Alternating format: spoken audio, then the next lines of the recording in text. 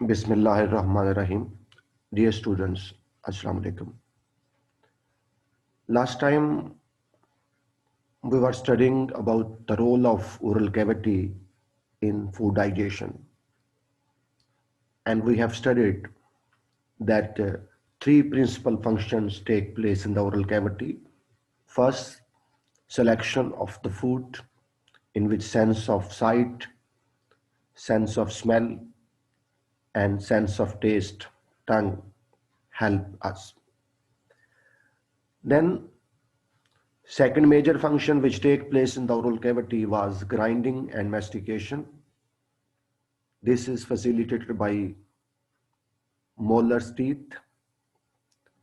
This grinding is necessary because the next part of the digestive system, that is esophagus, allows only the smaller food particles to pass through, while at the same time grinding makes food particles smaller. As a result, surface area increases and enzymes can work in a better way.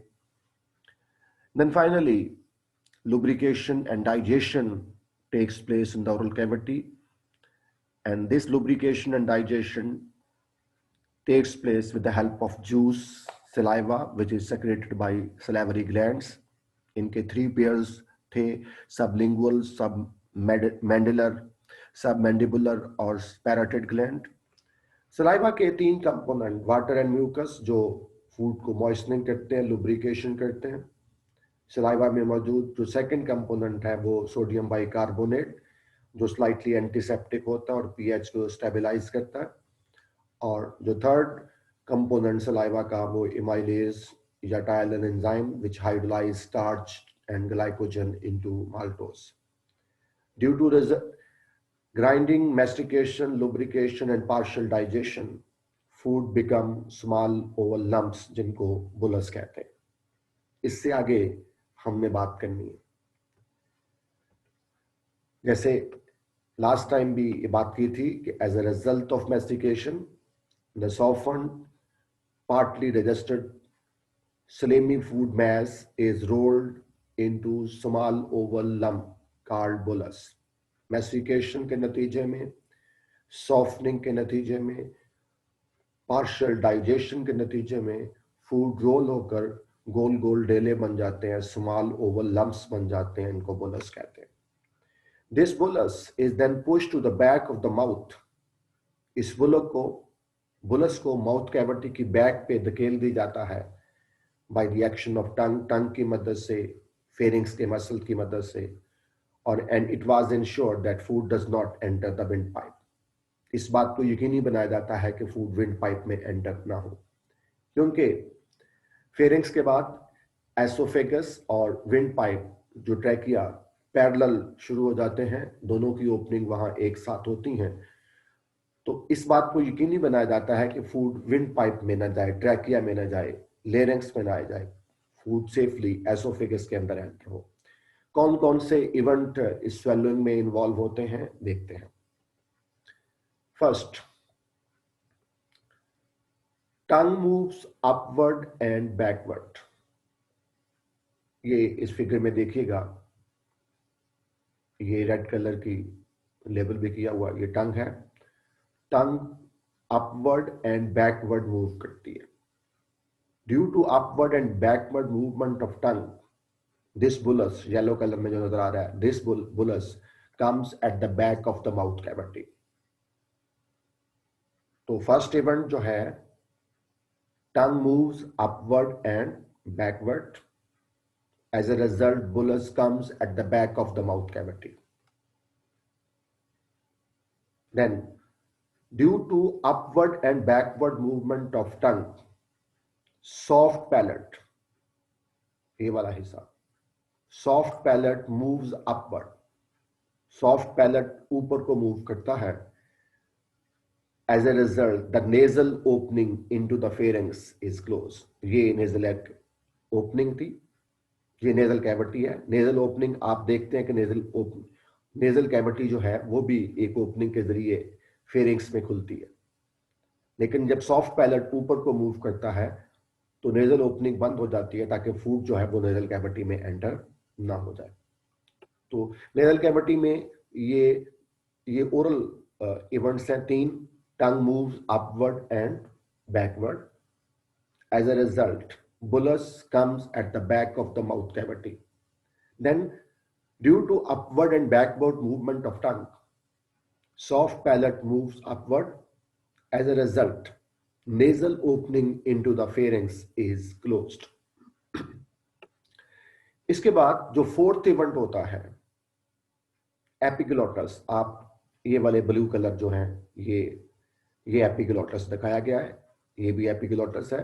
ये एपिग्लोटस आप देख सकते हैं कि ये तकरीबन vertical position में है, लेकिन due to backward movement of the tongue, soft palate epiglottis become more or less horizontal. ये यूं ऐसे हॉरिजॉन्टल हो जाता है and it closes the glottis, the opening of the larynx. तो जो फोर्थ इवेंट है, due to upward and backward movement of the tongue, epiglottis become more or less horizontal, ये हॉरिजॉन्टल हो जाता है।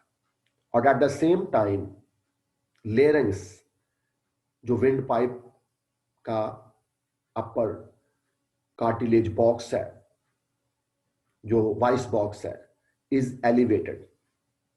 लेरिंग्स जो थोड़ा सा नीचे था इस जगह पर, तो थोड़ा वो एलिवेट हो जाता है, ऊपर को उठता है and it comes at the back of the tongue, tongue के नीचे आ जाता है। एपिग्लोटस हॉरिजॉन्टल हो जाता है, लेरिंग्स एलिवेट हो जाता है, और ग्लोटस जो ओपनिंग होती है लेरिंग्स की, इसमें रिंग ऑफ मसल्स है, वो रिंग ऑफ मसल कंट्रैक्ट हो जाता है, जिसकी वजह से ग्लोटस पार्शियली क्लोज हो जाता है। और जब ग्लोटस क्लोज हो जाता है, एपिग्लोटस हॉरिजॉन्टल हो जाता है, तो bolus is diverted toward the oesophagus. Epiglottis divert the bolus safely into the oesophagus. ये एसोफेगस, इसके बैक साइड पे, ट्रैकिया की बैक साइड पे ये वाला हिस्सा। तो स्वेलिंग में जो इवेंट हुए, number 1, tongue moves upward and backward. As a result, bullous comes at the back of the mouth cavity. Then, due to upward and backward movement of tongue, soft palate moves upward, जिसकी वजह से nasal opening into the pharynx is closed. Then, as a result of upward and backward movement of tongue, epiglottis become more or less horizontal. और साथ ही साथ larynx is elevated and comes at the back of the mouth, oral tongue. और glottis is partially closed by the contraction of ring of muscles. And finally, epiglottis divert the bolus safely into the esophagus. ये एक खास तरतीब के साथ event होते हैं, जिसकी वजह से फूड जो है वो ओरल कैविटी से एसोफेगस में एंटर होती है, लेरिंग्स में, ट्रैकिया में एंटर नहीं होती। हमारी बुक वाला इस बात को किस तरह से लिख रहा है? Following are the events which occur during swallowing. Number 1, tongue moves upward and backwards against the roof of the mouth, forcing the bolus to the back of the mouth cavity. ये वाली बात, tongue moves upward and backward against the roof of mouth cavity or forcing the bolus to the back of the mouth cavity. Bullous को वो force करता है कि mouth cavity की back पे आ जाए। Then backward movement of tongue pushes the soft palate up and closes the nasal opening at the back. Backward movement of tongue की वजह से ये सॉफ्ट पैलेट है, ये ऊपर को मूव करता है, जिसकी वजह से nasal opening into the pharynx is closed. At the same time, tongue forces the epiglottis, a flap of cartilage जो है, into more or less horizontal position, closing the opening of the windpipe, यानी glottis. Backward movement of tongue की वजह से ही horizontal जो epiglottis है ये कम या ज्यादा हॉरिजॉन्टल हो जाता है, जिसकी वजह से जो लेरिंग्स की ओपनिंग है ग्लॉटस वो क्लोज हो जाती है. Then larynx which is a cartilage round the top of the windpipe, जो विंड पाइप के टॉप के ऊपर एक कार्टिलेज का बॉक्स है, moves upward under back of tongue. वो थोड़ा सा ऊपर उठती है और टंग के बैक पे आ जाती है.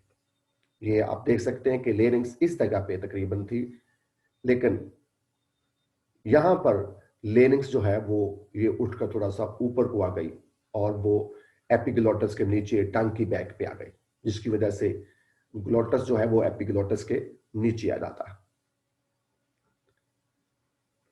The glottis is partly closed by the contraction of ring of muscles. ग्लॉटस जो लेरिंग्स की ओपनिंग है उसको ग्लॉटस कहते हैं, उसकी सराउंडिंग में मसल का रिंग होता है, वो कंट्रैक्ट हो जाता है, जिसकी वजह से ग्लॉटस पार्टली क्लोज हो जाता है. और finally food does not enter the partly open glottis because the epiglottis divert the food mass to one side of the opening and safely down the esophagus. ये फूड जो है ये ग्लॉटस में जो पार्टली क्लोज होता है उसमें एंटर नहीं होती, क्योंकि जो एपिग्लॉटस है वो फूड को डाइवर्ट कर देता है towards one side, toward the oesophagus. The beginning of the swelling action is voluntary. जो स्वेलिंग है उसकी शुरुआत वॉलंटरी होती है, यानी उसमें हमारी विल इन्वॉल्व होती है, हम अपनी मर्जी से कर रहे होते हैं. But once the food reaches the back of the mouth, जब फूड जो है वो माउथ के बहुत पीछे पहुंच जाती है, बैक पे पहुंच जाती है, तो स्वेलिंग बिकम्स ऑटोमेटिक. उसके बाद इनवॉलंटरी काम हो जाता है, ऑटोमेटिक हो जाता है, फिर वो हमारे इख्तियार में नहीं रहता, फिर हम उसको रोक नहीं सकते. The food is then forced down the esophagus by peristalsis.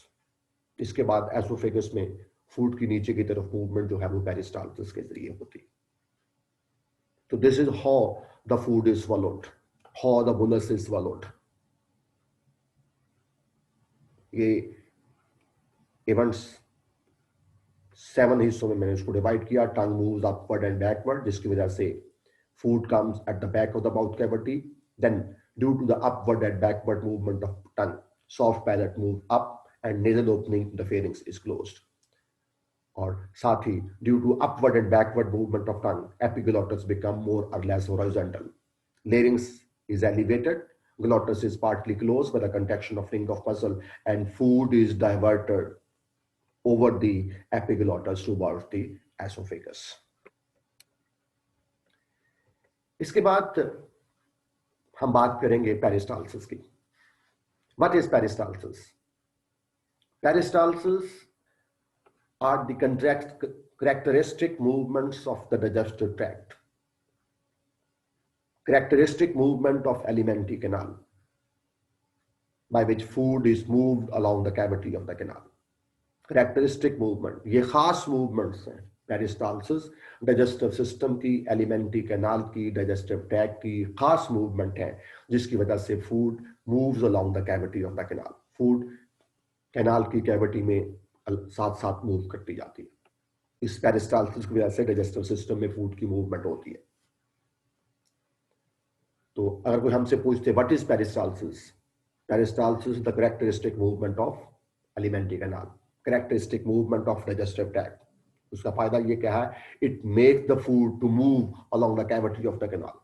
Peristalsis की वजह से फूड कैनाल की कैविटी में मूव करती है. ये होती कैसे है? It consist of wave of contraction of circular and longitudinal muscles preceded by the wave of relaxation, squeezing the food down the canal, along the canal. जो एलिमेंट्री कैनाल की वाल्स हैं, एलिमेंट्री कैनाल की जो दीवारें हैं वो circular और longitudinal muscle की बनी होती है। सर्कुलर मसल जो अलोंग द सर्कल अरेंज है और लॉन्गिट्यूडनल मसल जो लेंथ वाइज अरेंज है। तो ये सर्कुलर और लॉन्गिट्यूडनल मसल कंट्रैक्ट होते हैं, जिसकी वजह से फूड आगे धकेल दी जाती है और फिर ये रिलैक्स हो जाते हैं। इसलिए उसने लिखा contraction of circular and longitudinal muscle, wave of contraction of circular and longitudinal muscle followed by the wave of relaxation. As the result, food is suffused down the canal of the as down along the canal. आप देख सकते हैं ये alimentary canal की walls हैं। This is bullous food. Bullous suggest before इस हिस्से के मसल जो हैं वो कंट्रैक्ट होते हैं। सर्कुलर और लॉन्गिट्यूडनल मसल कंट्रैक्ट होते हैं।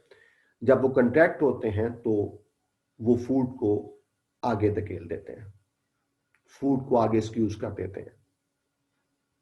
जब फूड आगे पहुंच जाती है तो जो पहला वाला ये वाला हिस्से के मसल जो कंट्रैक्ट थे रिलैक्स हो जाते हैं और उससे अगले वाले हिस्से के मसल जो हैं वो कंट्रैक्ट होते हैं और फूड आगे धकेल दी जाती है।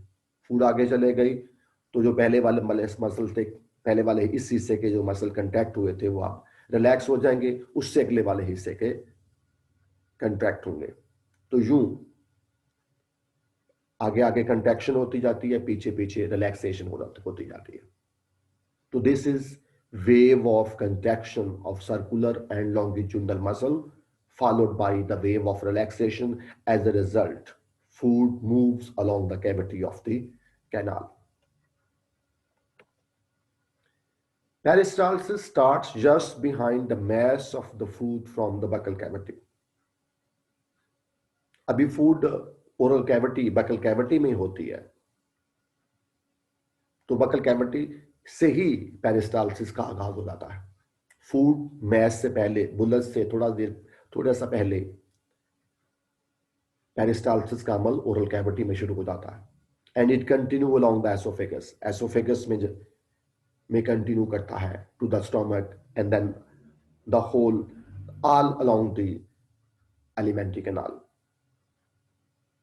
पेरिस्टाल्सिस का आगाज ओरल कैविटी से हो जाता है और ये कंटिन्यू करता है all along the length of the digestive system, in the oesophagus, in the stomach, small intestine, large intestine. Girls के पूरे डाइजेस्टिव सिस्टम में जो फूड की मूवमेंट होती है वो इसी वेव ऑफ कंट्रैक्शन और रिलैक्सेशन की वजह से होती है, जिसको पेरिस्टाल्सिस बोलते हैं। देन एक चीज है anti peristalsis. Occasionally the movement are reversed. Normally तो फूड की मूवमेंट ओरल कैविटी से एसोफेगस, एसोफेगस से स्टमक, स्टमक से स्मॉल इंटेस्टाइन, फिर लार्ज इंटेस्टाइन होती है। लेकिन कभी कभी अगर कोई इरिटेशन हो डाइजेस्टिव सिस्टम में, फूड में कोई पॉइजन हो या कोई इन्फेक्शन हो, तो फूड की मूवमेंट रिवर्स भी हो सकती है, जिसकी वजह से फूड इंटेस्टाइन से स्टमक में और इवन माउथ में भी वापस जा सकती है। Occasionally the movement of the food are reversed. With the result, food may be passed from the intestine back into the stomach and then even into the mouth. This movement is called antiperistalsis. This lead to vomiting. Then एक चीज होती है hunger pants. अक्सर जब हमें खाना खाए हुए 12 से 24 घंटे हो जाते हैं तो ग्लूकोज लेवल कम होने की वजह से हमें जो हॉलो फीलिंग्स होती हैं स्टमक के अंदर, तो वो एक्चुअली ऑटोमेटिक पेरिस्टाल्सिस होती है। फूड के बगैर ही पेरिस्टाल्सिस का अमल शुरू हो जाता है, मसल की कंट्रैक्शन शुरू हो जाती है। उस मसल की कंट्रैक्शन और रिलैक्सेशन की वजह से उन पेरिस्टाल्टिस मूवमेंट की वजह से हमें हॉलो फीलिंग्स का एहसास होता है, डिसकंफर्टेबल सेंसेशन पैदा होती है। वो जो डिसकंफर्टेबल सेंसेशन होती है विदाउट फूड, वो हंगर पैन कहलाती है। Hunger pangs are the contractions, peristaltic contractions which are increased by low blood glucose level। Peristaltic contraction जो है, हंगर पैंग्स जो हैं, ये पेरिस्टाल्टिक कंट्रैक्शन होती हैं, ये बढ़ जाती हैं जब ग्लूकोज लेवल कम होता है, and they are sufficiently strong to create uncomfortable sensation. इनकी वजह से अनकंफर्टेबल सेंसेशन पैदा होना शुरू हो जाती हैं अब्डोमेन में, स्टमक में। उन अनकंफर्टेबल सेंसेशन को हंगर पैंग्स कहते हैं, जिसे हॉलो फीलिंग्स कह सकते हैं, या वो जो पंजाबी में चूहे दौड़ रहे हैं, वो वाली बात होती है कि हमारा ब्लड ग्लूकोज लेवल जो है वो कम हो गया है, पेट खाली है, भूख लगी हुई है, तो उस वक्त हमें हमारा डाइजेस्टिव सिस्टम इशारे दे रहा होता है कि भाई कुछ खा लो। वो किस तरह से इशारे देता है? डाइजेस्टिव सिस्टम की कंट्रैक्शन की वजह से, पेरिस्टाल्टिक मूवमेंट की वजह से। वो पेरिस्टाल्टिक मूवमेंट अच्छी खासी स्ट्रॉन्ग होती हैं, जिसकी वजह से डिसकंफर्टेबल सेंसेशन पैदा होती हैं, अनकंफर्टेबल सेंसेशन पैदा होती हैं। Hunger pangs usually begin 12 to 24 hours after the previous meal. जब हमें खाना खाए 12 से 24 घंटे हो जाते हैं, उस वक्त शुरू होती है। और in less time for some people, और कुछ लोगों में उससे पहले भी शुरू हो सकती है। खास तौर पर जब हम रमजान में रोजे के साथ हों और हमारा लंच का टाइम हो, तो उस दौरान हमें इस किस्म की सेंसेशन पैदा हो सकती है, और फिर हम ये फीलिंग्स देते हैं। आज के लिए इतना ही। Thank you very much.